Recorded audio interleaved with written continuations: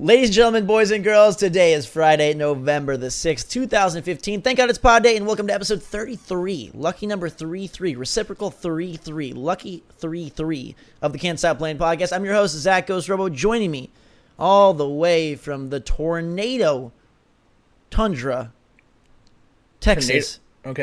Tornado tundra, Texas. The tragic tornado tundra, Texas. Yeah, the terrible, tragic tornado tundra, Texas. Oh, I like this. The tumultuous, terrible, tragic tornado. The turbulent, tumultuous, tomatoes, turbulent, tragic, traumatized. Trevor, where are you? All right, hi. Hi, Gabe. How are you? I'm good. Texas sucks. Texas Yeah, what? sucks. Let me tell you. Literally, I was about to say it's a great day to be alive, and then you come in here with all this No, negativity. it's a wonderful day to be alive. If you like living in the equivalent of hell, weather-wise. Okay. The last couple of nights, it's been getting a little bit chillier. Not even really chilly, and I'm using chilly instead of fresh. Okay, good. Phew. Thank God, Gabe. Right. Speak English. All right, so we've had the last couple of nights be like around 70 degrees. Over here, people are wearing sweaters with 70 degrees. And I'm not even lying, they do. So I'm like, okay, it's the fall. It's about to be winter soonish. Mm-hmm. We're starting to get some cold weather. I like this. Yeah. I wake up this morning, go outside, like at 8 a.m. The sun is at high noon at 8 a.m. It's, son, why are you up so high at this time? But dang, son. Always causing trouble. It's like 90 degrees again. Come on, Gabe. Texas, Gabe, relax. why don't you cool it off? Why don't you need to go get like a hose and just spray up in the sky. Keep things chilly. I do that to Bane all the time. He loves it. He loves being sprayed with water? Yeah, he bites. Like, because it's so hot. Yeah. Yeah, and he's jumping. He's biting all the water drops. It's fantastic. He loves it. It's his venom. I think one day we need to do like a, they do like, sometimes they'll do like poolside podcasts like at E3 or something. Yeah. We need to do like live from the tanning deck in Gabe's backyard. And you just got like sunglasses and like sunscreen all over your face, like white sunscreen marks and like lemonade. And it's just like a podcast and chill. One thing is wrong with that. I podcast and chill. I don't know how Bane would react. There's not a lot of chill in Bane. Okay. I don't do sunscreen. I don't get sunburned. I'm a special man. Well, you gotta put it on just for the effect. Oh, sure. I guess I can. Use that loofah in the background to put it on. Hey, you leave that loofah. Why do people make fun of the loofah anytime? I'm not making fun. It's just always there. Well, yeah. Where else would it be? In the shower? No, I don't use that loofah. The loofah I use is in the shower. So that's just an extra loofah. I love it. I don't want to confuse loofahs. You should wear it around your neck as like an ornament. Ooh, you forget gold chains. This is where loofahs. Speaking of ornaments, what do your Christmas plans look like this year? Are you a big Christmas person? Do you like do the whole tree thing? Nah, not at all. No, you're just like bah humbug. I'm gonna eat the reindeer.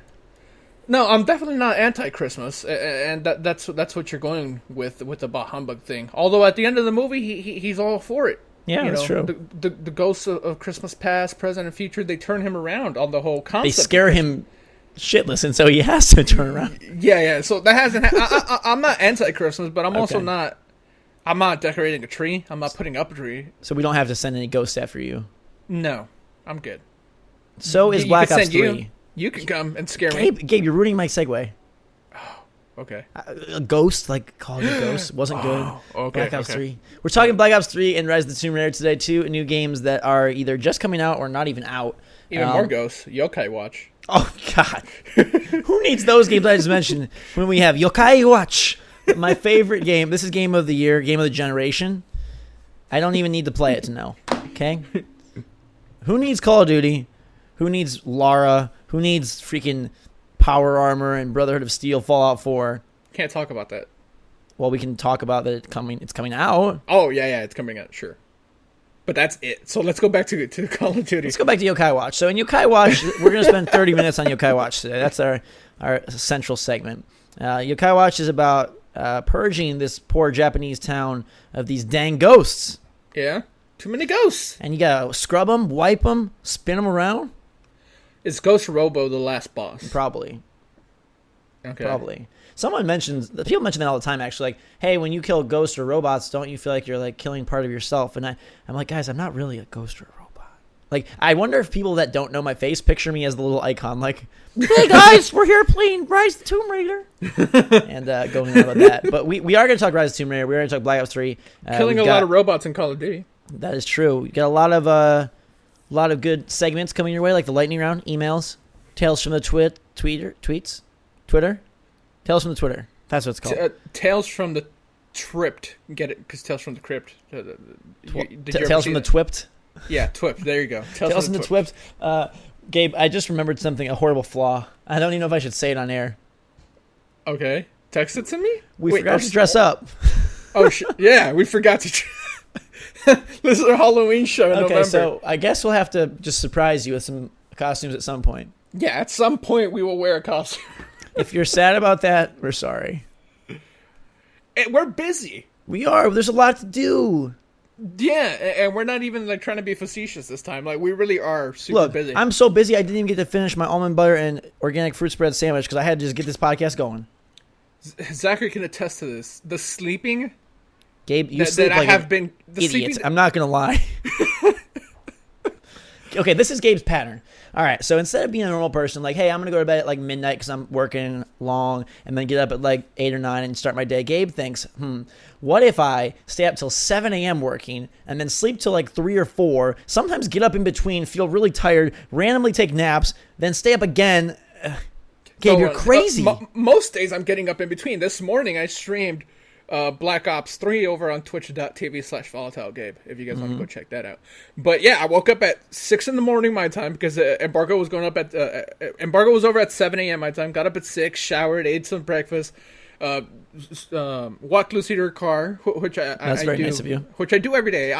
Every day I'm awake at 6:30 because I gotta walk Lucy to her car. It's a thing I do. Wait, is it in your driveway? Yeah, it's in the driveway. So it's like literally like a 10-foot walk. Well, I don't know, like 20 feet, because I'm in the back. Right. I'm in the back. Gotta get your morning exercise. Yeah, well, no, it's a thing I like doing. I like walking I respect around. that. So, you're a good guy. Tell her have a good day, give her a kiss, and then she's off to work. Then I usually go back to bed. But, lately I'm not going back to bed because there's so much to do. And then you don't go to bed later either. You stay up till 7 a.m. some days. Hey, it's okay, man. This is the life we chose. Hashtag sleep Gabe sleep is what we want you to tweet. Email us ideas for how to get Gabe to go to bed. Creative ways that we can make Gabe sleep because he doesn't like any of the traditional methods of going to sleep. No, pills are terrible. I hate pills. So come up with creative ways. Can't stop asking at gmail.com is where you can send that. And we will slip right into what game are we going to talk about first? Okay, the one that's out. Okay, Black Ops 3. Yep. So Black Ops 3 involves guns, girls, and a gauntlet of robots. Okay, Rise of the Tomb Raider? What? Why are you jumping? You're jumping too fast. You got to slow those jetpacks down. Those jetpacks are on overdrive right now. You got to. I've been using too many of my cybernetic abilities, Gabe. I was using my my DNI to my direct neural interface to connect with my listeners telepathically and just tell them all the information. All right, so super slight Black Ops spoilers. I've played up until mission 5 of 11. Zach, where are you at? I'm at mission 4 of 11. All right, so we're roughly around the same area. So there's no major story spoilers coming. And we will be covering multiplayer and zombies as well. Yeah, zombies though. Zombies is fun. Let's start there. Let's just start with zombies because that's something that I'm normally not into. And me, you, and our good boy Trevor. He's not our friend. He's our good boy. Yeah, we play good old boy. We played Black Ops Shadows of Evil, the zombie level with him, and it was a freaking blast. And normally I don't even like that stuff. Me neither, and I'm terrible at it, as you can. Although I was good with the revives yesterday. I felt like that's my job. I want to revive people. You like to turn into the beast. Yeah. You're kind of a beast. You got that big old beard. You're being yourself in the game. You can go to these like magic fume like fog machines, and then smell the gas, and then you turn into this like it kind of reminds me of what's her name? Like Shumagora. She's from Marvel vs. Capcom. This is gonna bug the heck out of me. Is it Shumagora? Shumagorath from Marvel vs. Capcom. Like an eyeball. Yeah, the eyeball. Yeah, the purple one. Yeah. Kind of what it reminds me of. But this one's black, and it's just farting. It has constant, like, black smoke coming out of it, so I'm assuming it's farts. It has, like, an electric attack. It has... Which you can use in the world. When you open that first gate, that crane that's there, you can charge it up, and it moves, and the crane moves over, and it brings something. I don't know. There's like, so many little, like... I don't know if they're not Easter eggs. It's more like interactables. Like you can charge up machines that they're workable. There's a lot going on. You still have like machines to grab like quick revive and stuff like that. And then there's the gobble gum, which is sort of the new perk system, where you pick a loadout of gum that you want to go into the level with, and you can unlock new ones as you level up in zombies. And then when you go to the machine, it gives you one of those 6, and you swallow it. And it's things like longer bleed out time, faster. Aim faster, whatever, like perks that you come to expect, but it's just cool because you get this animation of them like popping this giant gumball in their mouth, which is something super cool about that. That mode is so fun, and like you, I'm not necessarily into zombies, and what it did was it made me more excited for the zombie campaign that you get to play once you finish the regular campaign. That's what I really want to do, but we're not there quite yet. And I like the fact this level, the Shadows of Evil, one is set in sort of like this I don't know, like a 50s-ish era, time frame, so everything is like bright lights, neon signs, kind of like the characters are kind of like a gangster-esque / you got a magician, a like magician helper lady, a dude from LA Noire, and then a big dumb guy, as we call him. It's Ron Perlman! Or Ron Perlman. Straight out of Mice and Men, it looks like. But what's great about that level is that there's a lot of verticality. Like, so as opposed to past zombie levels where I feel like you unlock and you're just like running through, now you have to really keep track of these like pathways that are above you, and they kind of wind around and figure out where you need to go, what you need to open up. And there's certain areas that are only accessible like via, like you have to go a certain way. They're not accessible both ways. Like you can only go this way and then jump down. And there's a train that you can ride and change locations and pay to move around the map. Yeah, it's a huge map. I hadn't played zombies since like Black Ops 1. I'm really not big into zombies. Me neither. So like to me this is almost jarring that there's so much in this. Like it was weird. I didn't even think about, we could have like, when there's a horde of zombies, if we ran out to the train, we could probably just get on the train, pay it to take us to the other side of the map, and like give us time to like. Yeah, that's probably what we should have done. There's a lot of new enemies. There's like flying bugs. There's a giant 3-headed like plant / hydra / Cerberus. That's the one that kept killing us. We only made it to level 9. We did. But I feel like that's pretty good for me being a complete zombies noob and Zachary not really being into it. Trevor claiming he's great at it, which he's good. He said, he makes sure to let us know that he's the best and has the high score every single time we play. Yeah. Every round. He did do good, but like it's intense, it's fun, it's what you've come to know and love from zombies.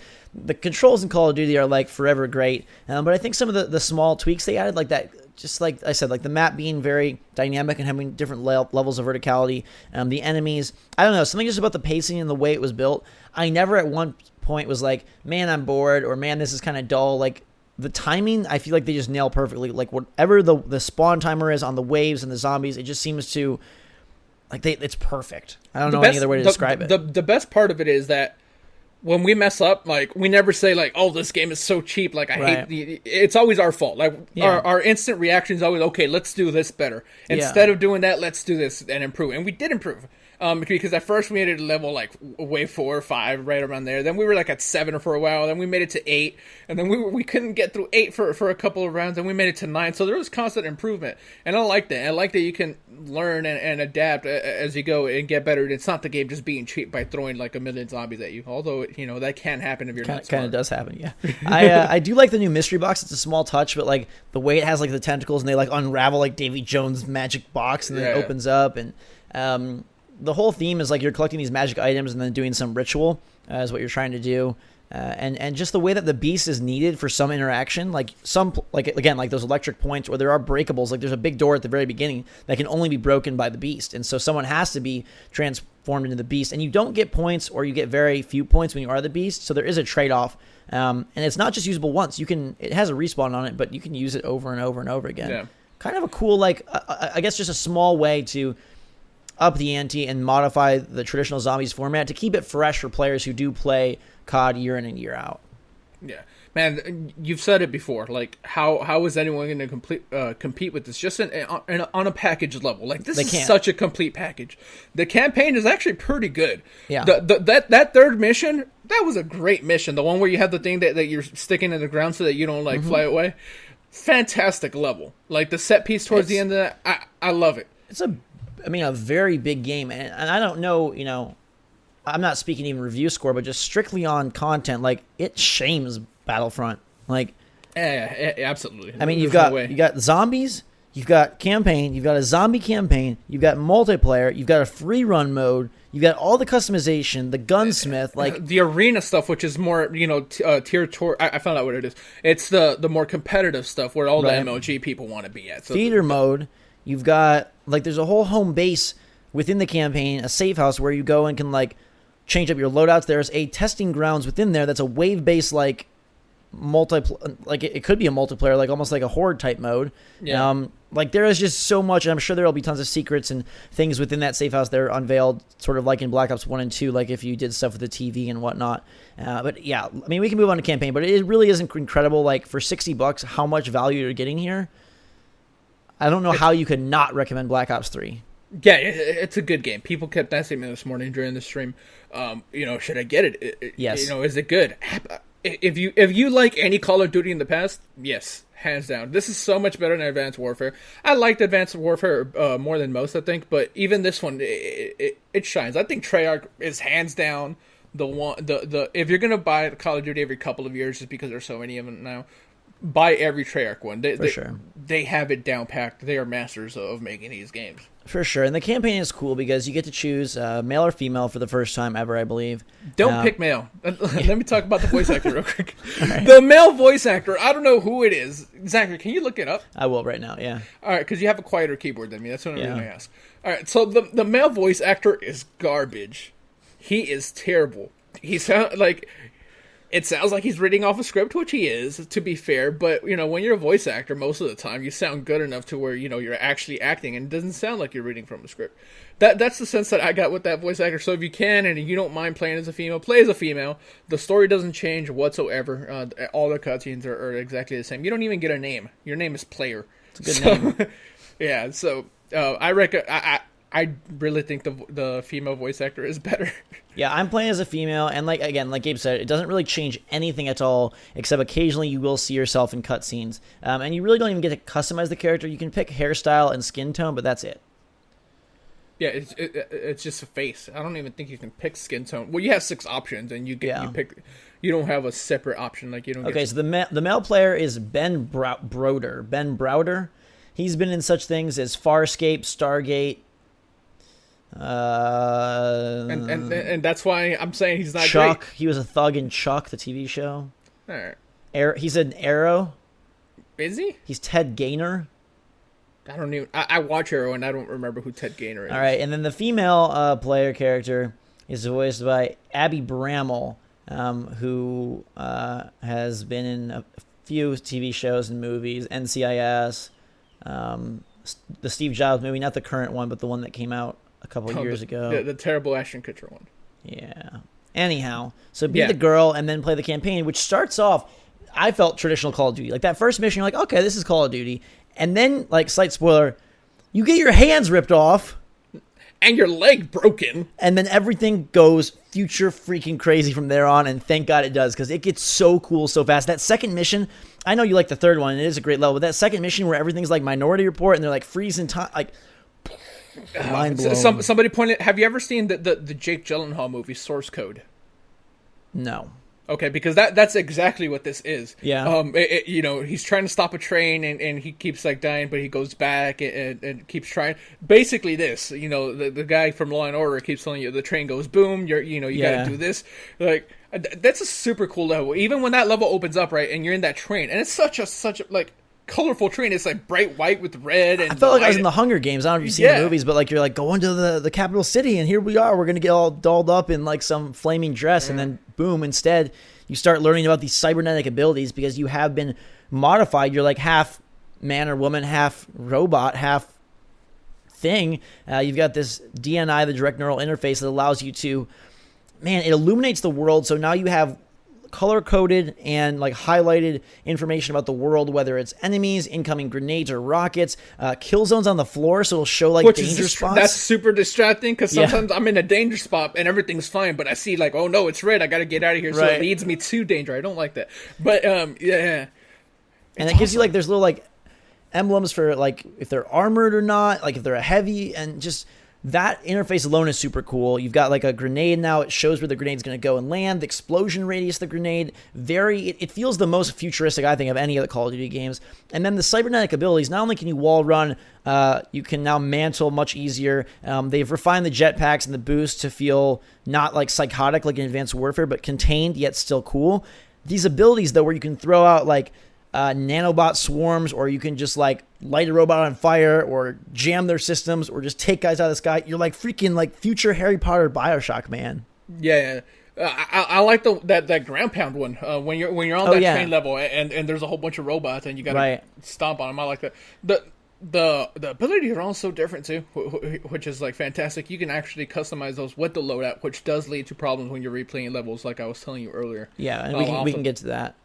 Yeah, but I'm liking it. I'm liking it a lot. Again, we haven't finished. There's 11 missions. The missions are longer. They are. First one's like when I say 30, then 40, then 30 again-ish. Yeah. So when I say there's 11 missions, you say, "Oh, that sounds short." No, they're a good length. So because I saw T. Martin posted a full campaign video, and it was like 6 hours and 15 minutes. Yeah. Well, yeah. There you go. Wait, was he did the ending too? T. Martin put it all up in one day. Yeah. Is that, the whole like as a movie. Okay. Yeah. So, but then again, you do unlock the other campaign, and you can play it through it co-op, but you are able to have much more flexibility, I feel, here than possibly ever before, because you can change your loadout and all that. You can change your outfit, which is like fine and dandy, but then you can change.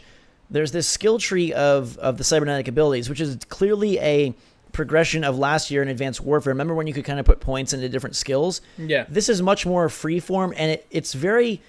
To me, it feels like a merging of multiplayer and single player in terms of gameplay. So now you have 3 different categories of cybernetic abilities, almost like strike packages or whatever they used to be called. Yeah. And you can pick them, and then you have access to a weapon wheel of abilities. And you can unlock the abilities and upgrade the abilities via points you get from doing well in the campaign. And you can also use those points to unlock attachments for your guns and customize loadouts in that way. And then eventually you'll be able to use all 3 groupings at once. So they're separated into, I feel like, a martial arts category.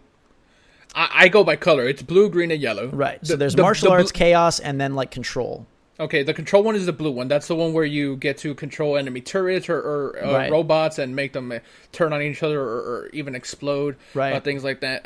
The martial arts one, which is that one? That's the one where you get like sort of the shoulder charge, faster movement, faster. Yeah, the screen goes like a weird blue and you're like super fast. Yeah. And then chaos is the one that has.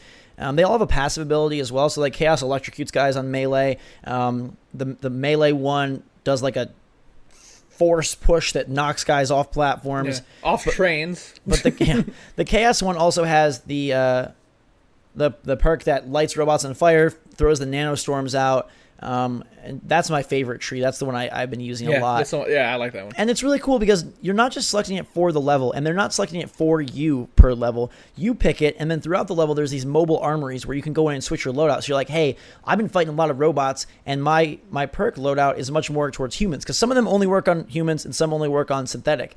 And so you can switch your blue, green, red cybernetic tree in order to better combat whatever you're facing that level, which I feel is really fun. Except if you're replaying the game and you've already done the first couple of missions and you're with another loadout and you didn't necessarily know, right. And you assume that since mission 2 is all tutorial-based stuff that they're going to give you the abilities that you need, and then they don't.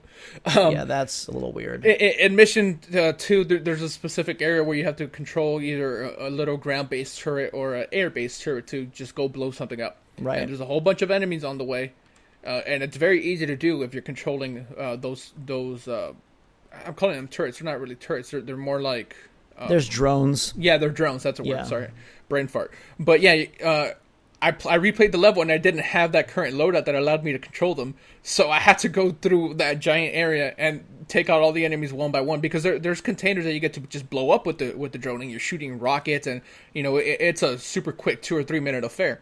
But if you don't have the ability, it took me forever. And there's a lot of enemies because it assumes, hey, you have the drone, kill all these enemies. But if you don't have the ability, like I didn't have, it becomes a little taxing. So for sure. And one thing I do want to like just give them props for, and we talk about all the time how like annualization sucks, and especially like when they repeat problems and you see issues and you don't see improvement. But I think there was a rough period with Ghosts and kind of that era. But now that we're out of that, the last two, especially Advanced Warfare and now Black Ops 3, like, you got to give them credit. And granted, they do have 3 development studios working on it, but regardless if it's annualized, regardless if you feel it's samey, regardless if you like it or not, they put out a quality and full package every single year. You never feel like they skimped on things, or that the controls are shoddy, or that something was forgotten. Like Assassin's Creed, some of those games, there's other annualized franchises where it feels like, did this really need to come out? But I got to give them props for at least putting together like a sound, polished package year in and year out.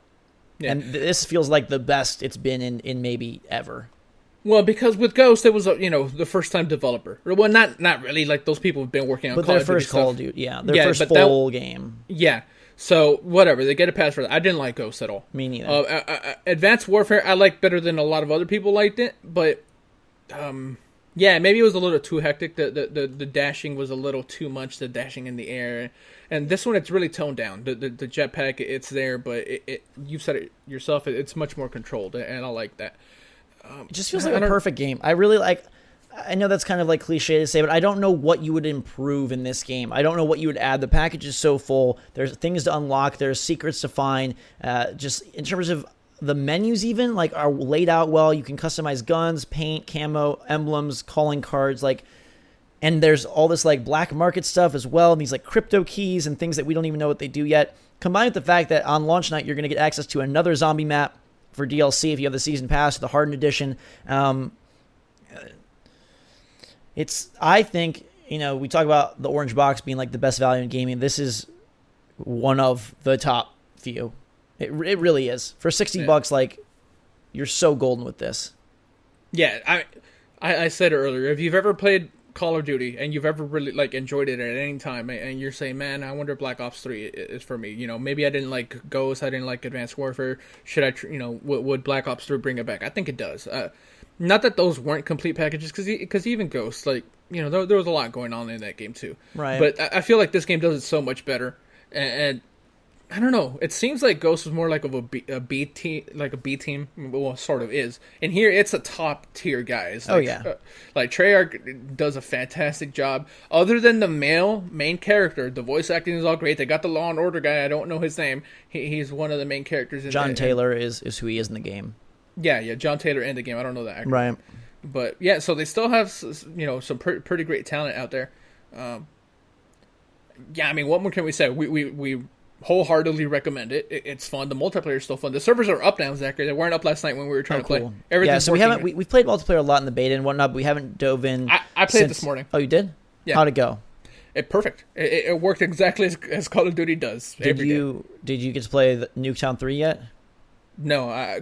Can I redeem the code now? I probably. I don't know. I got mine sitting right here. Well, mine's back there somewhere, but yeah, I'm going to get on that very, very soon. Yeah, we'll be playing a lot of multiplayer and bringing a lot of that to your faces, but it's super fun. I think it's the easiest recommendation of the year. And again, not like, oh God, only if you like Call of Duty. Really, like, it is a quality game, and unless the story goes like haywire halfway through or something, they do a nice job. I mean, sure, it's a shooting gallery, sure, it's a roller coaster ride, but they are the premier roller coaster builders. Like, their steel coasters are smooth, they are sexy, and they are a heck of a lot of fun. Yeah, and I'm very particular to that third mission. I think it's a great mission. Yeah. What did you like so much about it? Well, I like the fact that you had to keep putting yourself down, right? Because there's a lot to deal with on that level. First of all, regular enemies, synthetic enemies, just standard stuff. But the fact that this wind is constantly blowing you back, and if you don't press the button to basically ping yourself down, you're gonna get blown back, and you're not gonna make any progression. So it adds something. As far as that went, and also that set piece in the end, where you're on this like giant hangar that's like falling in the water, and you go to this different area. I don't know. I thought it was just like expertly done. I thought it looked very pretty. Oh God, yeah, that's gorgeous. The game looks great. That's a beautiful level. It is, and it's a complex level. There's so much going on. Besides the fact that you're trying to ping yourself, the waves are coming at you, the wind is coming at you. You have to use a night vision for a little bit on that one too. I really love that night vision that like sends out pings and then you see the guys for a second. It's almost like a mix between heat vision, night vision. It's very, very cool. There's plus the introduction to Kane in that level. Yeah, the sniper girl. Yeah, I like her. So that's another reason I really like that level. There's a lot of sweet stuff going on with the UI, and it is busy, but it never feels overwhelming. It just feels like you really are like embedded into this very futuristic and forward society that is moving in a dangerous direction with these robots and humans and superstorms from like global warming and whatnot. And I mean, I'm excited to play more. There's been some gruesome bits so far. A lot of torture early on. A lot of torture. Yeah. So like it's not for the young, the youthful. It's never been. It never has been, but it's a fantastic package and freaking excited to get on to. We're going to play zombies, I think, later tonight, which will be awesome. Yeah. So I don't know. I mean, I'll wait till I play more to give a full review, but I can't see that. I'm not doing that. I'm not giving full reviews either, but my impressions are really strong. Yeah, amazing. Rise of the Tomb Raider, another game that is looking to up the ante and sort of continue on from what was a very good reboot and now deliver something that feels worthy of next gen. And we have played a little bit of it. You've played a lot more than me, and we can't speak on everything. So story wise, we're not going to get into much, but we do have early access. We have posted some videos, and we can talk about generally how the game plays, feels, and sort of that, as well as specifics to sort of the early areas. Yeah, and we had the interview with what's the gentleman's name? Brian Horton. So you should definitely go check that out. If you didn't check it out, it was the last episode, last week, 32. Yes, and if for some reason you didn't see it, definitely go check it out. I think it was a great interview. Listen to that, then go watch our Tomb Raider videos, then come listen to us talk more about Tomb Raider. I love that game too, man. It's really solid. It's awesome. It is so awesome. It is incredible to... I mean, it's more fun for me because we just talked to Brian about some of the things that they're, adding and really putting their focus on, and you can feel it right from the beginning. Like, when you get to those camps, first of all, there's way more camps than there was in... There's like 4 or 5 different camps just in that Soviet area, which is the one we can talk about. And you can fast travel between all of them, which is nice. But there's so much to do in terms of, okay, all of your actions that are positive are gaining XP, and they're gaining XP in different categories. You're able to upgrade Lara with new skills. You're able to upgrade Lara's weapons with new skills for the weapons. You're able to upgrade the weapons themselves, find new weapons, collect parts. You're able. Did you find the compound bow? No, I didn't. I was kind of trying to rush through. It's awesome. It's awesome. I did have to get the poison darts or the poison arrows, which I thought were super fun to use. Kill it, man! That bear. There's a big bear battle, and he's a beastie boy. It's fun to see the death animations. I think they do like really nasty, gruesome deaths just as good as anybody. They like to make Lara bleed, but really, there's so much to invest yourself in. I think the biggest sense that I got that like, hey, Tomb Raider has been moved to this generation is like, it feels like such a full package. There's really a lot that you can sink your teeth into, or not. If you want to go through the main story, you can. Great, you'll be fine. You'll be able to upgrade. But there's so many things to hunt and harvest. Like, you're climbing up trees now, shooting down birds' nests. You can on the fly craft stuff, which is great. You're learning languages, which allows you to decipher like hieroglyphics. More than one language too. Yeah, Lara's like, she's got Rosetta Stone like on tap on her like her smartphone. They're literally stones. They sometimes. And there's traps in the world. The tombs are expanded. There's optional challenge tombs. There's side quests. They're like legit side quests. Like, go take out 5 communication towers. And side quests that matter, because at the end of that side quest, the 5 communications one, you get the ability to pick locks. And once you're able to pick locks, you're able to open those bigger boxes, and those bigger boxes have more upgrades. I think one of the parts for the compound bow requires you to have the lock picking ability. Mm-hmm. So I don't know if you can get through the game without doing that first side quest, the one that's a 5 maybe not that one, but yeah, but after every side quest you do get a special perk of some kind, and I love that. I was trying to think of like what separates this game from so many other third person action, because I thought the one back on Xbox and what do you call it, Xbox and PS3 was fantastic. And here it's really evident what they succeed in so well. And it's a small thing, and it's subtle, but I feel like it really, really just makes the game so much more. And that's every action is really well rewarded. So when you're collecting things, those parts, that currency goes to things that directly impact your playing experience, directly evolve Lara. When you do these side quests, you get parts and pieces that will directly affect your exploration and enjoyment engagement with the world. When you go and hunt animals, they are being used to craft new kinds of arrows or new pieces for Lara to take advantage of. When you explore these areas, you find challenge tombs, you find hidden caches of coins or of lore information. Like everything, there's no stupid collectible. You know what I mean? Like nothing you're doing is just because or just to, tick up your completion meter. It really feels like everything they put in the game is all... It's like Lara's like a magnet. She's just magnetizing all of these skills and all of these items and all of these weapons to herself. And every little action you do is tightly tied to this inner wheel, right? All these spokes go out in different directions, but they all are smartly and very efficiently tied back to Lara and her character. So everything you do, it's for a good cause, for a good reason, and you feel like you're making progress and not just completing menial tasks. Yeah, and that's the thing. You said, what separates this from other, more open world games with a lot of tasks. Yeah. Assassin's Creed is a good example. Although I really like this Assassin's Creed. I don't want to just keep begging on that game.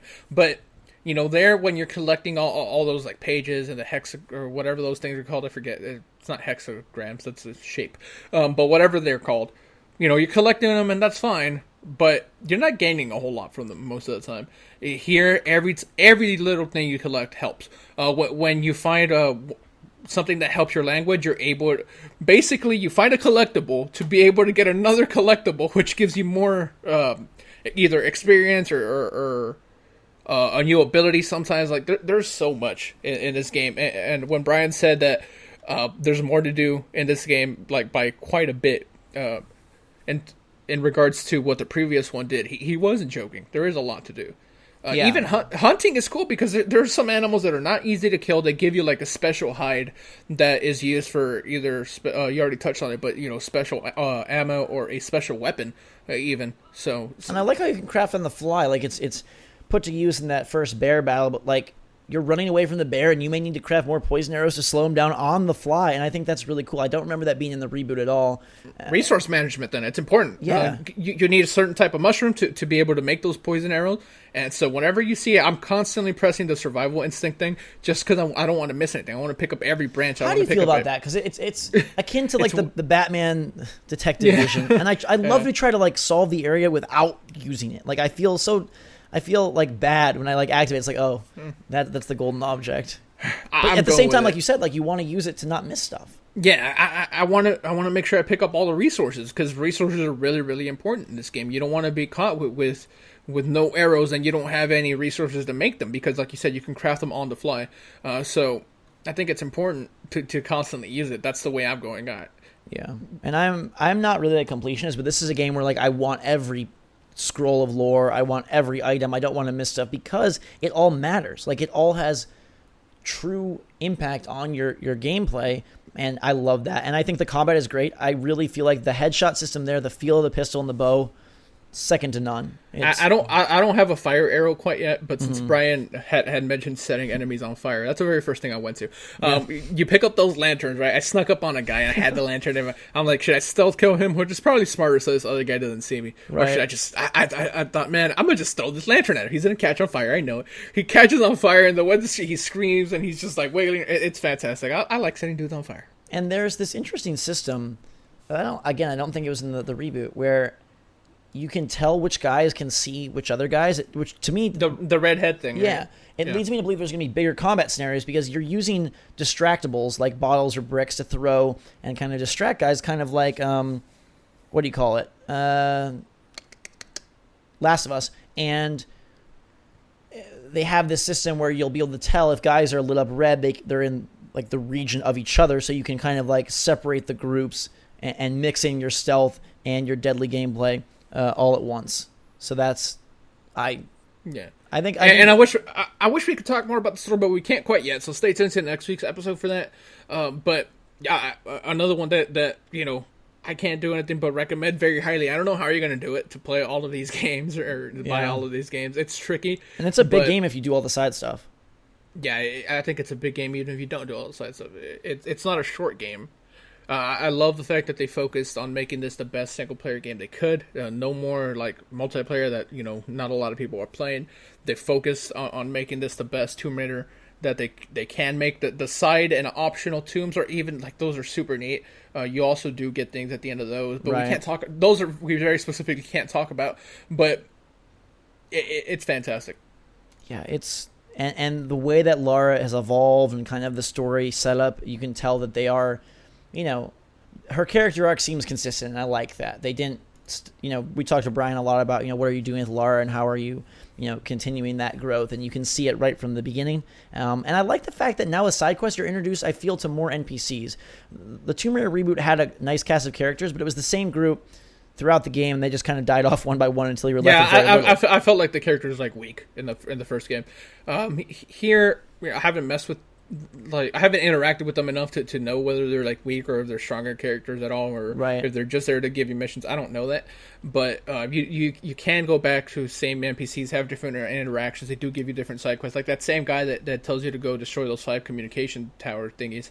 He does give you different side quests as well. And I don't know what else can we say about the game other than it's awesome so far based off what we can talk about. We can say breaking news: Battleborn was delayed till May.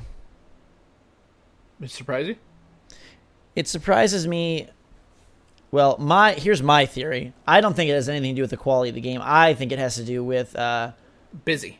My guess is busy, and based on how much hype they were getting out of the beta, which my guess would be not as much as they hoped, leads them wasn't working. I tried it. Wasn't working. Yeah, get them into a summer month where they've got a little bit more space.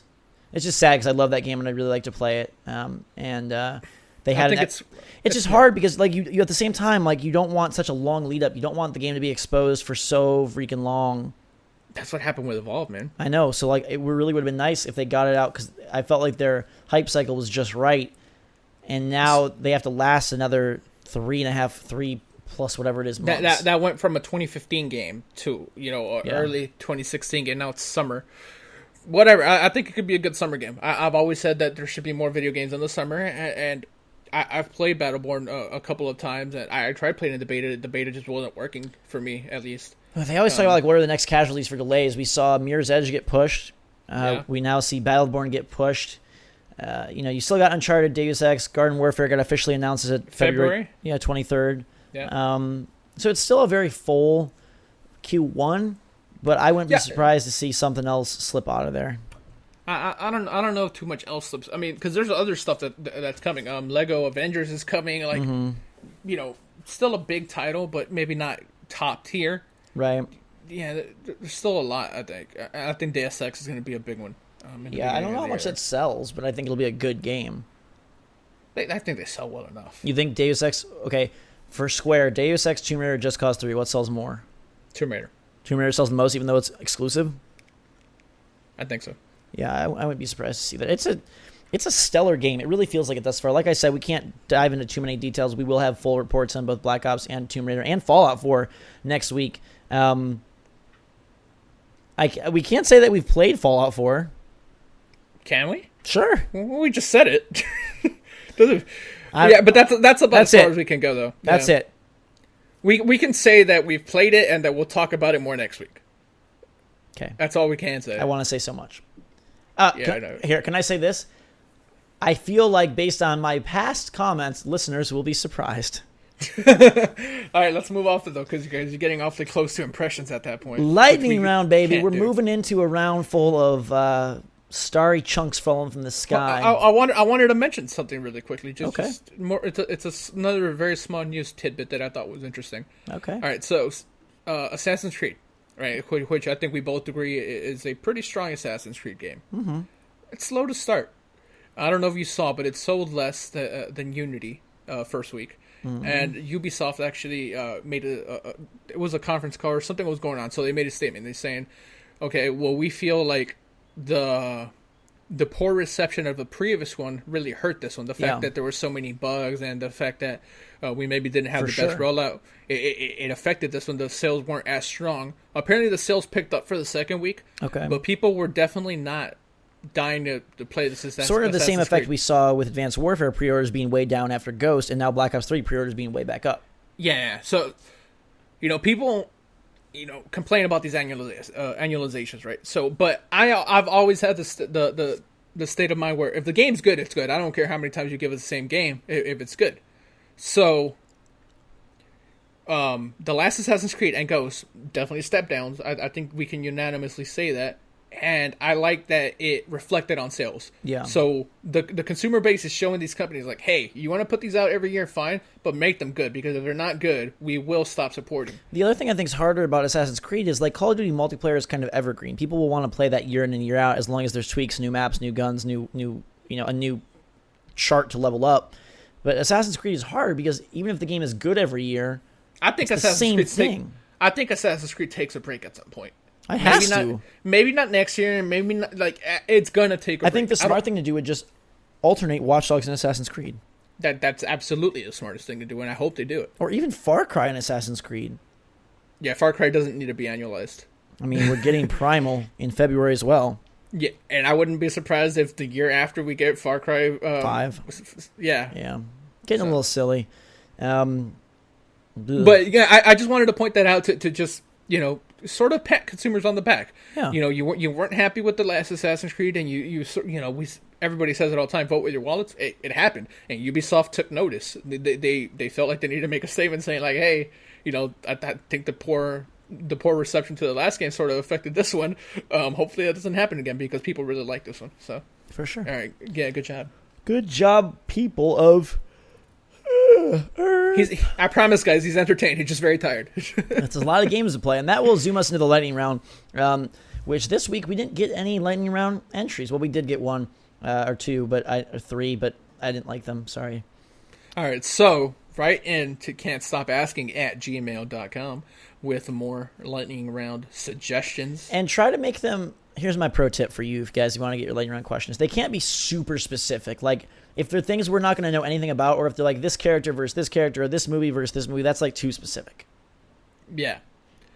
And now I'm going to give you some very specific ones to just throw off the whole thing I said. So we're not giving reviews or anything, but now that you've played Black Ops 3, Fallout 4, and Rise of the Tomb Raider, if you could only play one. And one? Can I get two? No, you get one, okay? And that's not the way this game is played. This is the lightning round. We have three. We're supposed to kill one off. No, you're picking one. But like, it's not, based on what you play thus far, and then just toss the other two discs. It's you never get to play two of them ever, and your mind is erased of playing them. So you're like longing to play them. I don't Which like one this. do you pick? I don't like this. Which one do you pick? I feel like it comes down to two of them for me. Okay.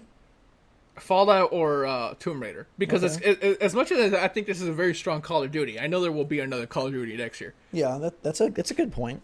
Yeah, so I have to say Fallout. Because having, not playing Fallout 4 and having to wait for Fallout 5, that's going to be another, 8 years. So the wait between these Fallout games isn't short, and I feel like the wait between Call of Duty games and Tomb Raider games, it's much shorter. That's probably the smart man's way of doing things, but I feel like my instant gratification would be like, I want fun and I want it now, so let's play Black Ops 3 because it's so much fun with friends, and it's just like such a I have no negative to say about that game. And I don't know, I haven't beat Fallout, obviously, I haven't beat Tomb Raider, so maybe I'll feel differently after, but in my current position, the thing they delivered, the game they put on the platter and said, here, eat up. I'm please, sir, I want some more every time I play.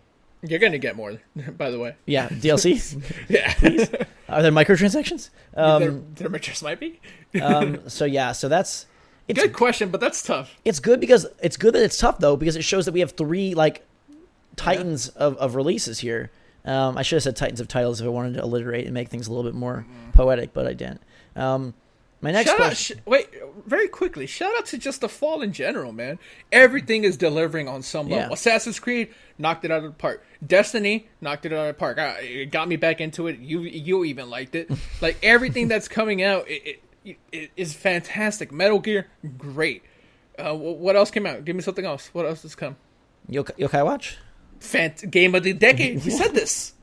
Mario Maker? Love it. Mad Max is the only one that's sort of under-delivered, but it's still a great B title, sure. In my mind. Sure. All right. It's now nap time. No. We got another lightning round coming at you, and this is going to make things... It's going to make things hard for you, Gabe. All right. Mm-hmm. So I'm going to give you 3 titles from next year now, and you're only allowed to play one of those. All right? Okay. All right. Uncharted 4... Horizon Zero Dawn, Okay. and The Legend of Zelda open world adventure. Zelda. Zelda's what you pick no matter what?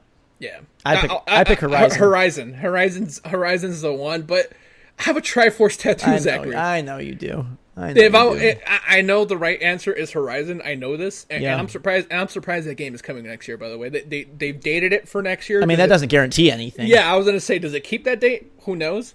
But they have dated it for next year, which is surprising to me. Yeah. And I think that game is gonna be special. I really do. I hope it is. I think it's gonna be the first real next gen open world game. Because I don't know if we've had one of those quite yet. Oh, Fallout. Well, I mean, Fallout feels very much like a... Yeah, we can't... doesn't matter how Fallout feels. to me seems like, based on the trailers and the gameplay I've seen, it looks like just a stepping stone for Fallout 3, as opposed to this is taking things to Uncharted territory. Yeah. Speaking of Uncharted, I just want to take 30 seconds, and I know you're going to hate me for saying this, but do you see what I'm saying about how does Uncharted compete with Tomb Raider when there's so many systems at play and Uncharted does nothing? Well, Uncharted is a different game. Yeah, it is, but it's... Here's the thing. The story is fun. The gameplay is still good. Okay. Whatever. It might not have as many systems in place for the single player, right? No systems in place. But the multiplayer for Uncharted looks very cool. The fact that they've brought in all these paranormal things, the special abilities. Okay, that is a good point. Yeah. It's different. I don't like putting those two games up against each other the way I just do because they both involve climbing, shooting, and explorers. Yeah, I mean, I feel like Uncharted is heralded as God's gift to gaming, and Tomb Raider doesn't get any credit. I think Tomb Raider gets plenty of credit, and I think this game will also. All right. Good. So next week we can give it more credit. Yeah. Let's. You want to predict a review score for which game? For all of them. Okay, lightning round, third question. Thanks, Gabe, for filling that in. Predict the review scores for Fallout 4, Tomb Raider, Black Ops, and... That's it. Okay, cool. All right, so we'll start with Black Ops since that one's out. It's out now. Review scores are out. They are. You already know. They're not out for... They're not out. We haven't seen them. Yeah, we don't know the review scores, but they're out by the time you're listening to this. Right. What do you want to do? You want to guess on Metacritic, or you just want a consensus? Let's a consensus.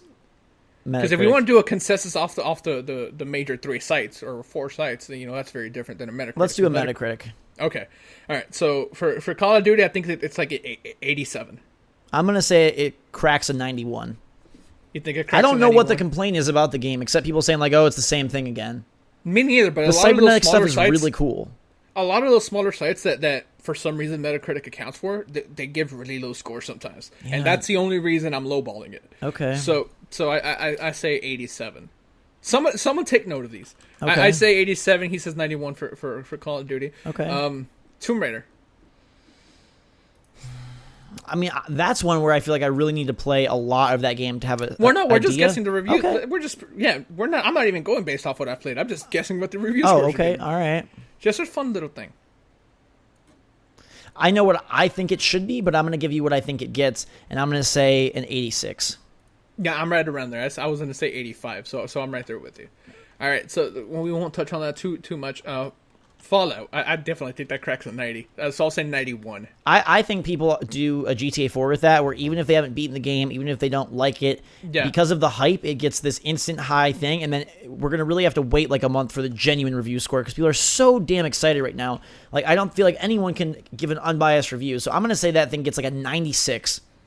That's high. Yeah, but I think it gets a 96, and then I think in a month... if people were to reevaluate it, drops down to an 88, 89. Well, I don't know, because Fallout 3, unanimously loved the entire time. It's not like time soured people on that game at all. So I mean, it also was kept afloat or kept in the King's Throne with amazing DLC, which I think this has as well. You think? I think they're going to deliver. Okay, I really do. All right, but let's move on. Go. All right, so that's the lightning round for you. Now it's time for our favorite segment of the day, Tales from the Twipt. I love that. Tales from the Twipt. I got to get the creepy music going. I'm working on the soundboard, guys. I'm working on it. The search today was skipping Black Ops 3. So I'm looking for people who are skipping work or school or saying weird things about Black Ops 3. You're good at these. I like this.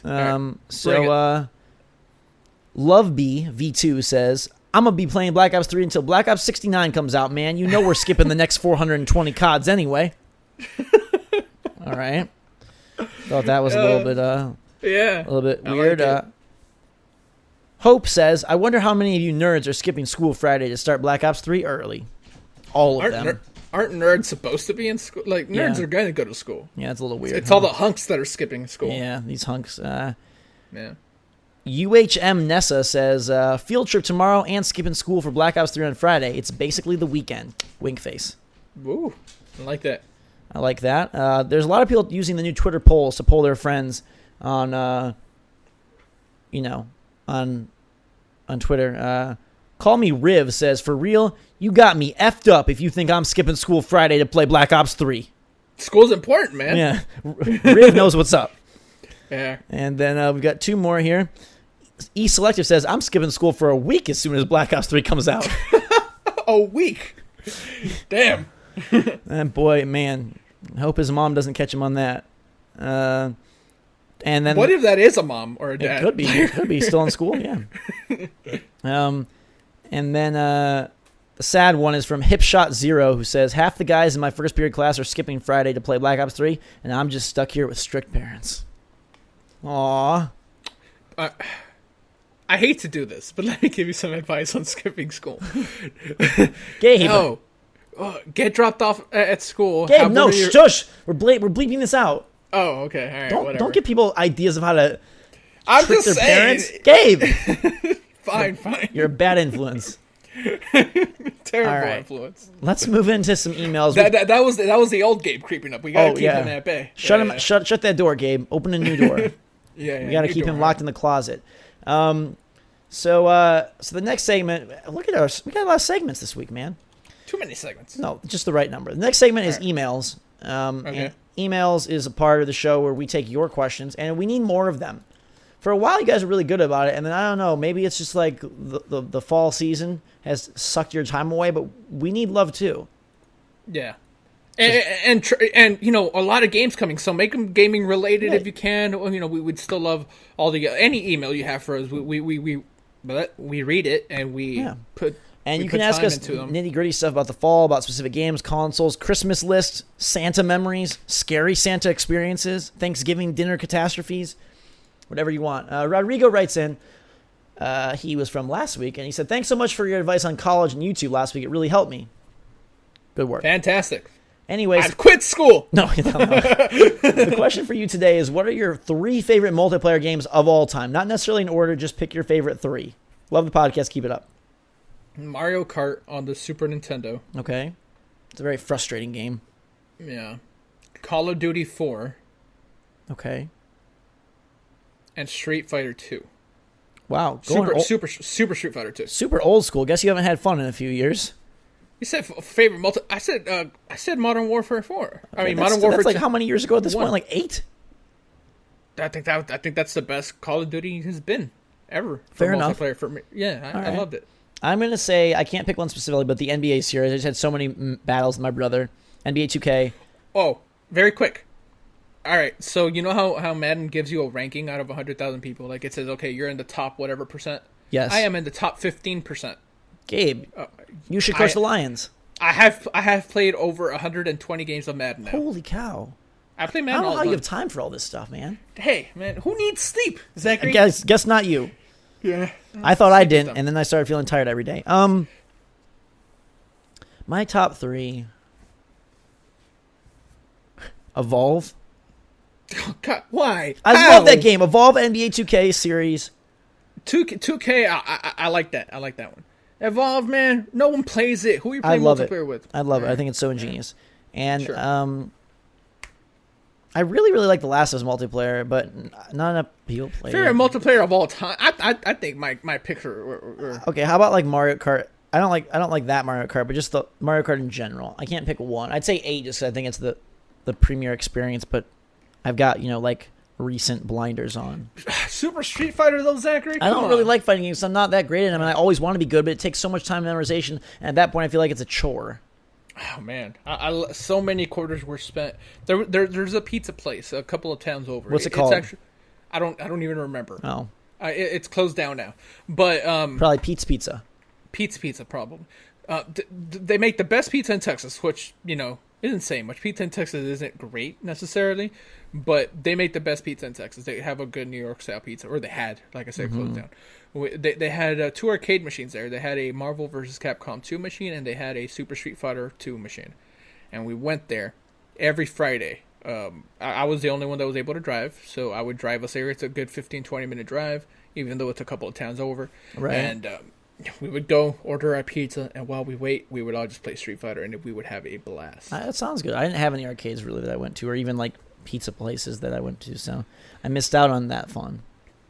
Even right now, there's a arcade. I forget the name of it, but it's also just a couple towns over. It's a bar, but it's also an arcade.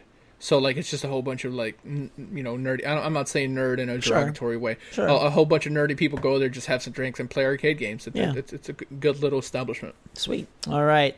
Malik writes in saying, "Hey guys, I'm a huge fan of the podcast and a huge Halo fan, and I've read many books, and I feel that the campaign in Halo 5 was perfectly fine, and that Halo 5 is the best in the series." He just wanted to chime in since we were talking about like Halo lore fanatics were down on it, but not Malik. Well, wait, have you beat it? Yeah, you beat it. Yeah. Talk about it just a little bit. Let's talk about, okay, we'll do a little, after emails, we'll do a little spoiler section on Halo 5. Yeah, perfect. And somehow I will rewind time and tell people at the beginning of the show that we're doing this. I'll put it in the, I don't know. Anyhow, Isaiah writes in, he said, "Hey guys, wondering if you're planning on doing a panel at PAX South." No. We're not ready for it yet. Yeah, I also, when we started the podcast, I was going to tell you that we should mention Max. Not be. All right, okay, I'll do it. Right? Is that cool? You cool if I do it? Yeah. All right. So 100% honest. Max isn't kicked off the show technically, but Max has been busy, and whenever we tell him the time, a lot of the times he hasn't been able to make it, and it's in there's no beef. There's no one's angry at anyone. Just Max is a busy guy, and it's the busiest time of year, and so coordinating schedules is even harder. And for whatever reason, me and Gabe seem to have more free time right now. Yeah, like I said, I know I feel zero ill will towards Max. I know Zach doesn't feel any ill will towards him. Zero. Yeah, we love the guy. We stayed in the hotel with him. Yeah. So it's nothing like that. Do I predict Max being here every week from now? Definitely not. Absolutely not. But yeah, it seems like he's busy, and there's nothing wrong with that. And no. I love what he does. He does a fantastic job. He runs more than one channel, so he's a busy guy. He's very on top of things, and I think me and Gabe can safely say has a more structured and efficient life than either of us. Yeah, and maybe that's a saving grace. He's much more efficient than us, so that's why he's not here. Anyhow, we are going to try to get more guests on. I think that segment went so well. You guys seem to really like it. We loved it. So we're looking to have more developers, YouTubers, etc. on. We have a couple in mind. Yeah, and a couple that have said they want to be on it. And so it should switch up the structure of the show a little bit, but in a very good way. And I think we'll go into maybe December or even next year with like a stronger show, which is good. I'm excited for what the podcast is going to become. Yeah, me too. I have ideas. We're scheming young lads out here. Yeah, in this cruel world, we're planning away. We're blueprinting the whole thing like Jay-Z back in the day. Blueprint 2, man, fantastic album. And then Isaiah also wants to know what games do you think? No. Blueprint 2 was not a fantastic album. Blueprint 3? Blueprint 1 was. 1. Yes. What songs are on Blueprint 1? Okay. H to the Izzo. Okay. I remember Mama Loves Me being on there. Okay. No, Big Pimpin' was no. Ola Jovita was on there. The Takeover was on there. I love Takeover. That's on there. What else is on there? All I Need is on there. I'm going based off memory. I'm not looking at anything. I think Zach might be. I haven't heard. Renegade is on there. I haven't heard hardly any of these songs. Yeah. Gabe's a better man than me when it comes to Thug Moment of the Week. Yeah. Anyhow, you don't know is on there. Yeah, it's a great album. Blueprint 2 isn't a great album. Sorry, that was a. What's on the Blueprint 2? It was a double album. It has. What were the singles on that one? I'm trying to think of the singles. All right. I know I had the song of Faith Evans. I know. I know more of the album cuts than the singles. I don't remember the singles. All right, let's move on from this. My favorite song, 03 Bonnie and Clyde, produced by Kanye West. Yeah. But, all right, let's leave this. Keep going. Isaiah also wants to know what games do you think Nintendo may release the next 2 months? They said in their recent conference they have more games to release. They did say that. Yokai Watch. No, they said there's unannounced games coming out before the end of the year. It's a lie. Okay, we didn't talk about this. Okay, we're a little bit odd with our structure today, but Nintendo's mobile game announcement. We love you, Nintendo. We really do. I love Nintendo, but of all the things they could have announced their first mobile game, this is the worst. Like, here's my pitch for the game. Hey, are you too shy to talk to your friends? Well, come play Miimoto, where you can talk to your friends via our app, and you don't actually have to talk to them, but you can talk to them if you're too scared to talk to them. What? It's not a game? No one cares? Shout out to that keyboard on Android that lets you type in Fallout stuff. I want that. I don't have an Android phone. I have an iPhone, but I wanted to use that. Yeah, but I don't know what Nintendo's doing with that. What do they have coming? Your guess is as good as mine. Maybe like a downloadable I don't think they're going to be like, bam, Super Mario Galaxy 3. The one thing people are speculating is a Twilight Princess HD remake in December. Which I would love. I could see that happening. Yeah. I don't know that I would care. It's a very long game. And it is. I would be busy with other stuff, but I would prefer to see them do a Mario Sunshine HD remix. I would play the heck out of that. Yeah, maybe drop that on the eShop for like $30, dude. Like, that could do really well. Yeah. I don't think that needs to be a full like $60 retail bag. Also, the Wii U passed the Dreamcast in sale, so everything is good. It's safe. It's safe. Everything's golden. We're good. They can move on to the NX safely. NX coming next fall. Don't worry about it. Put the Wii U in the bag. It's done. I really think Zelda gets pushed to NX. Xenoblade, though. That's what I'm excited for. And no one will buy it. I know. I'm excited for it. I've been thinking. I've been wanting to get into like a good deep RPG. I almost like. Would you like me to tell you one that you could get into? It's Fallout 4. No, a Japanese one. But yes, I'm gonna get into Fallout 4. Nate writes in saying, "Good evening, Stafford and Rogers. This is Nate from Butler, PA. I've been watching from the start and love your work. It's a fun thing every Friday to listen in on your insight about the gaming world. It's easy to see that you all are hyped for Black Ops 3 as much as I am, and now that we have all the launch specialists revealed, I'd like to know which is your favorite." Launch specials? Specialists. Oh, okay. You know their names better than me? I do. I can tell you their names. I like the bow and arrow. That's the one I always go with. What's her name? I want to say it's Prophet, but it's not. I like how the one you pick is the one I can't remember the name. Yeah, Prophet is from the other game. No, like, Prophet is the guy with the Prophet is also from Crysis. Yeah. That's a little inside joke right here. Okay. Okay. Seraph has the handgun, the one-hit kill. Ruin has the stupid spikes. Reaper is the robot. Outrider is the chick with the bow. That's the one I like. Outrider. All right. She's my main gal. She's my main squeeze. Me too. I like that one too. We'll fight for her, Gabe. Oh, okay. Like we did in Black Ops Zombies when I was the lovely lady and you guys had to. Yeah, we had to fight over you. Yeah. I had to. Use you were the lady. Proman. No, well, it was different variations. At times, lots of ladies. Lots of ladies. Yeah. Lots of ladies around us, of course. Look at our faces. He also says, "Thanks for the podcast, guys. You do some great work here. You're all like a family. Zach is the family cow who would gladly get made into a burger so we could all survive the depression." That's not Zach. And that is not Zach. Gabe is the family bear who eats Zach and builds sheds. No. What? I build sheds, but I wouldn't. No. Why it's are you eating the other me? way. I'm the cow. I would let myself get eaten. Yeah, I wouldn't eat Gabe, and I don't want to be killed at all. I'm not organic. And Max is the distant uncle you never see, but he's always watching from the backyard trees, which is really freaking creepy. Yeah, that's on point. We love Max, but we do. Thanks so much for including me, and as always, Merry Arbor Day. What? When is Arbor Day? I don't know, dude. I love that email. That's a great one. I don't know why I'm a cow. Do I look like a cow? No, I look like the cow. I don't know. Gabe, you have you're just a strong man. You're more like an ox. Yeah, I like that. I'm a Stanford ox, okay. Even though I'm pretty sure that's not a thing. Oh my dear Lord! All right, Halo 5 spoiler section. Bloop, bloop, bloop. Cover yours if you haven't beat Guardians. Wait. Hold on. What? So no Hype City, real quick. No, that's after the spoiler section. Okay, I thought the spoiler section was an absolute okay, fine. Hype City, God, structure, man. We need Max. Let's look what happens when he's not here. We're gonna have to find a new structure. Anyhow, Hype City. Now that a lot of games has been out, my Hype City. I'm gonna go first for the first time this week. I'm gonna say my Hype City is just having time to play.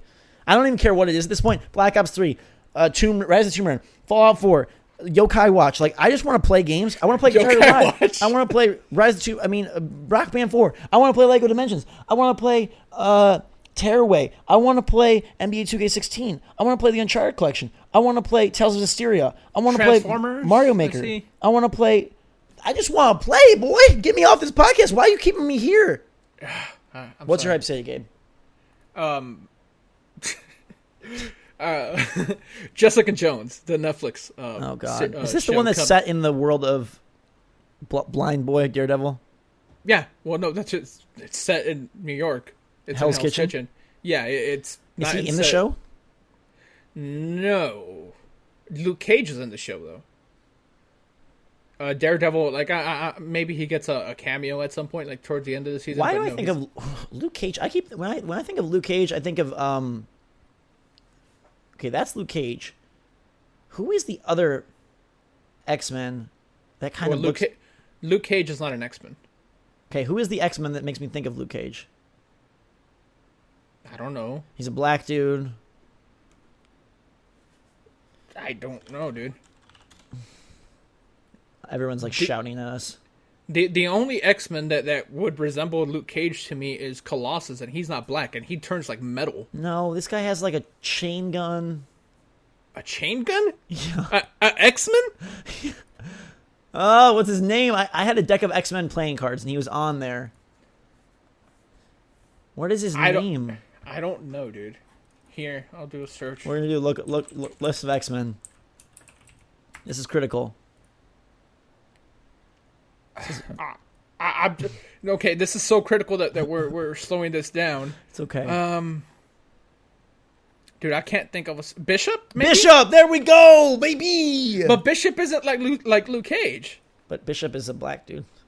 Yeah, that doesn't mean they're the same, Zachary. I didn't say they were the same. I said he reminded. I thought I got them confused in my head. Oh, yeah, but Luke Cage is in the Jessica Jones series. What does Luke Cage do? He's strong. He has Bishop is way freaking cooler. Yeah. But yeah, it's exciting. The reviews are starting to come out for the first couple of episodes.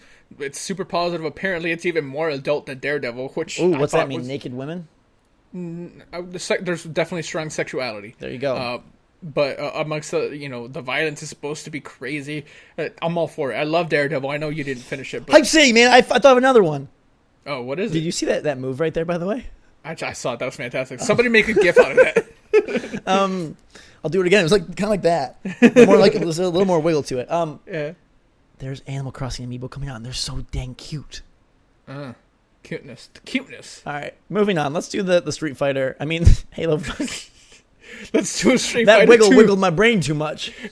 All right, so Street Fighter Spoilercast, guys. Yeah, Halo 5 Spoilercast. Go. All right. IGN. We're not even going to get into names. All right. So Mitch Dyer at IGN wrote that article, and I was curious. Whatever. I am going to get into names. I changed my mind. What'd you think? Do you have a problem with the marketing? So his issue. Yeah, go explain it. All right. So his issue was that the marketing for Halo 5 is nothing like the campaign for the most part.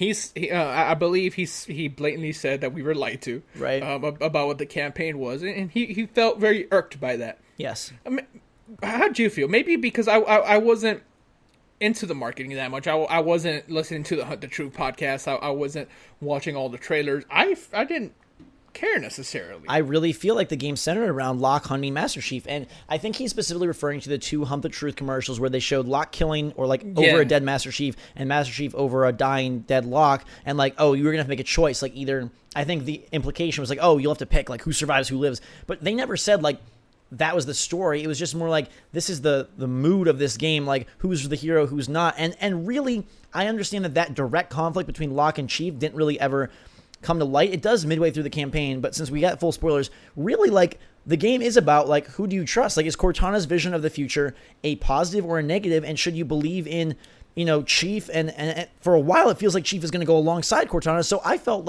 from the standpoint of what vision of the future are we going to believe in? That was fine, and they did have a Hunt Chief mantra. I could see it would have been better, I guess.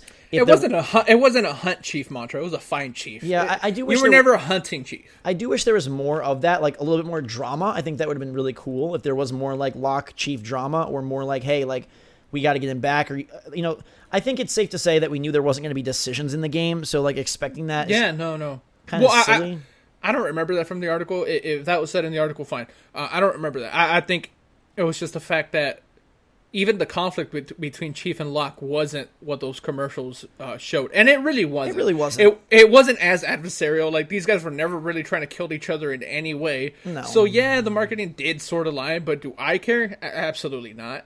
I think it was still a good campaign. But, again, I'm not super into the Halo lore. I won't get into that because we have in the past. But I didn't even think about it when I was playing. Like, it wasn't like, dang, I wish I could, stand over Chief and be like, I'm Locke, I got you. And here's the one thing that I think sort of justifies it a little bit, the marketing being a little off. Like, how do they market what the story actually is without spoiling the fact that Cortana is a major player? Because Cortana dies at the end of Halo 4, from my understanding. Okay. And, her coming back and becoming the bad guy, pretty much, in this one. Like, how do you market that without spoiling it? Don't. Like, you want to avoid that at all costs. You want Cortana to be as far from people's minds as possible. So, yes, you show Locke and Master Chief pretty much duking it out, which is cool imagery. Yeah. Locke looks great. John, Master Chief, he is the Spartan. He is the hero. So, seeing that conflict play out in commercials, obviously it made people excited. The game did very well. But yeah, I think you definitely wanted to avoid the story stuff here as much as possible. So, to our feelings on the story and the campaign in general, for the last few episodes I've been saying, like, I don't know why people are down on it. It's great. And I felt that way until I was done. And then I looked back and I was like, it feels like they did kind of like chop the game like right where it's about to get real dirty and good. And which I told you that I think you might feel like towards the end. Like, the game didn't end strong. It ended strongly, but like I felt like there should have been more. I mean, really, like I feel like in hindsight, the fact that they did reuse the same boss was pretty weak. The fact that they're building this conflict with Cortana, yet you never face her, you never fight her. There's never like an epic moment. How easy would it have been to have Chief and Blue Team suspended in sort of that like stasis, and you're like fighting guys underneath and trying to like one by one unlock them, and then they're coming down and assisting you, like something cool like that. A set piece would have been great. I feel like there really weren't set pieces towards the end of the game. Like, the final level was just a heck of a lot of Prometheans. Yeah. And that was kind of it. And fighting that one guy over and over. What's his name? You have Eternal memory. Guardian. Yeah, the Eternal. Eternal Warden. Over, sorry, yeah. The Warden, yes, over and over and over. And you fought like 20 of him at one point, which is a little frustrating. Yeah, but it felt like afterwards, it's like, man, there's so much they could have done here. And the fact that they didn't do it was kind of a bummer. And then you look at and say, like, man, if you think back, it's like, what level is the most memorable level? And I feel like environmentally, the levels were very solid. I feel like fun, like just pure enjoyment. The levels were super solid. I think that first face-off with the Warden is great. That one's really memorable, and I wish they would have done more. Or imagine if the different Guardians, if he took on different forms or different shapes. Scaling down that Guardian was cool, though. I like that. That was cool, yeah. I guess there were some good side pieces. I just mean the game, like, it introduces a boss fight, and you're like, wow, this would be cool if there are boss fights in Halo that have patterns and different things. Why not make some varied bosses instead of doing the same dang patterns every single time? That was definitely a letdown. I told you. But it's still my favorite Halo campaign. I really love it. I think the visual variety is great. Yeah, go on, sorry. But, yeah, man. Wait, and was it just me, or was it pretty easy to guess where it was going, just story-wise? I knew all along that Cortana was going to be like the bad guy, quote unquote, going forward.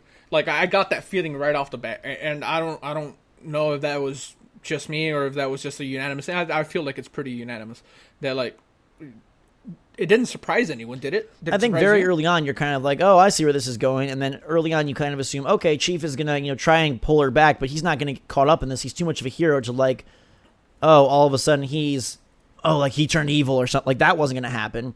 Yeah, so I never thought that. About halfway through the game, I knew what was going to happen. It was just like, okay, we got to get there. And then I think that the letdown for people is probably nothing crazy or exciting happened once you got there to really sort of like, it didn't feel like your time was justified. Like, I knew where this, like, just from a story standpoint, not gameplay, but from a story standpoint, like, I spent all this time doing this, and why? Like, what was the reason for being invested in the story? We played the campaign to find out that Cortana is now the bad guy. Right. She's the all, like, encompassing bad guy. And now the game is Mass Effect. And there's a new Halo. Yeah. With the legendary ending, the new Halo, they didn't show up the regular ending, and now Locke and Master Chief are together. Right. So the next game, I'm assuming maybe they're part of the same squad. Who knows? I don't think so, actually. But I do like the squad stuff. I think that was one of their biggest successes. It felt like you're a family. I like talking to the characters. They got to build on that. They got to keep that going. It's awesome. I think all in all, it's a fantastic game. Multiplayer, I definitely want to dive more into. It's hard with all these games coming out, but like it left enough of a mark on me where I'm like, I want to go back and play more Warzone. I want to get more rec packs. I want to play more Arena. And like, Gabe, we have to do that. We have to. I definitely want to do that. I'm not big enough into Halo lore to really like make a prediction of where the story goes. I saw a lot of people talking about like, oh, is 343 Guilty Spark back? Is he like manipulating Cortana? Is she really more corrupted than she says she is? Is it just like a recycling of events that like it's back into a cycle? I really hope they do something crazy. I'd love to see Chief have to kill Cortana or Chief have to sacrifice himself to blow up Cortana. Do something typical, not just like, oh, there's another Halo. We got to go blow it up and save the world. Please. Please. Yeah, we're getting two more at least, and I'm sure Halo isn't stopping. Right, for this trilogy, this storyline arc. Yeah, it's the biggest Xbox exclusive launch. Yeah, which is impressive. Very impressive. And kudos to 343 for really delivering. Like, I think they made a fantastic game. Yeah, as do I. It's still my favorite Halo game. Yeah. But yeah, I like I was telling you last week, I see the issues that people have with the story. I do see the issues at the end that people have the story. I didn't realize them because I guess I hoped that the story would just resolve itself. Yeah. And it sort of doesn't. Like that ending cutscene happens and Halsey's on the beach and it's like, okay, now let's do the other mission where we figure out where Cortana went or we set up the assault for the next time. Like cliffhangers are great, but like they cliffhanged before we even knew the setup for the next game. It's just like, yeah. Well, now we have the setup for the next game. I mean, we have the setup, but not. I don't know. I felt like they could have done more and left on a high note instead of like, thank God you're back. What are we going to do? You know what I mean? Welcome back. So Halsey tells Chief. So, yeah, it's been far too long or something. Like she's, and I got to say, like her character model with that one arm is so awkward the whole game. I'm like, you just need like a fake arm, like a blow up arm. You ever seen that episode of SpongeBob where he gets the fake muscles? Yes, I have actually. She needs one of those, please. Yeah. Or she just needs to call her good friend Snake. Yes. One thing I did want to say that I hope is in Halo 6. The grunts are great. Elites are great. Yeah, I'm tired of grunts. Can we please fight something new? Like, okay, Prometheans were cool in Halo 4, and they were fun here, but if there's another game of Prometheans and Covenant of the type that we know, like, okay, Cortana is super traveling all over the universe. We're able to, like, slip into hyperspace or whatever. Let's go to some planets with some new dudes. AI. She can control yeah, let's fight some robots. Yeah, let's do something. Or some creepy, like, synthetic snakes. Ooh, synthetic slippery snakes. Yeah. Ooh. Yeah, bring Halo the flood 6. back.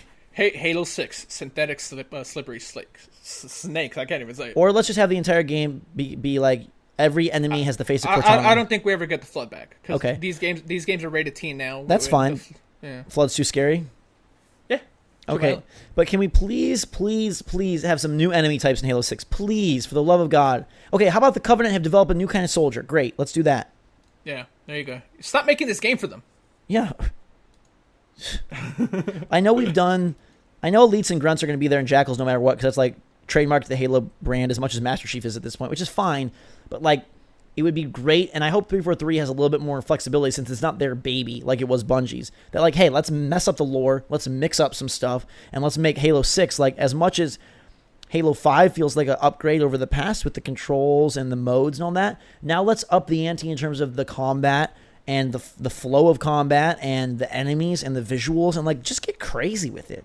I don't think they'll do that. I think they respect the game a little too much. I think they want to keep the lore. Okay, but can we at least get like a new planet with a new like enemy type? We're going all around the galaxy, the universe. Bring on Mass Effect. Yeah, it basically the storyline is kind of like Mass Effect now. Yeah. Anyways, we hope your storyline is super. You're in a time of great. What do they always say? Like when the harvest is really good, like a time of great abundance. I was gonna say great prosperity. Okay, yeah, great time of great prosperity. There's great games at every turn. Whether you get Black Ops 3, Rise of the Tomb Raider, Fallout 4, Halo 5, Mario Maker, you really can't go wrong. You can't go wrong. Can't go wrong this year. We get a million questions every day. I can only get one game this fall. What can I get? You can't go wrong. So just get what you like. Trust your heart. Eeny, meeny, miny, mo. Throw a dart. Anyhow, guys and girls, catch a halo by its toe. Thanks, Gabe. I like that. That's a sweet way to end. I kind of want to just snuggle up and listen to your lullabies now. Let's do it. Fantastic. We're going to go nap together. You guys have a great rest of your weekend. Thank you so much for listening and tuning in. Make sure to send your emails to can'tstopasking@gmail.com if you're feeling extra fancy. Review us on iTunes. It does help out a lot, and we do appreciate it. We'll be back next week with more talk of Black Ops 3, a lot of Rise of the Tomb Raider, and a megaton, of Fallout 4. Until next time, everybody, thanks so much for being here. Thanks, as always, to Gabe for being the goodest guy I have been graced to know. And we will see you all tomorrow. No. Next show. Next show. Go, Pat, go. What?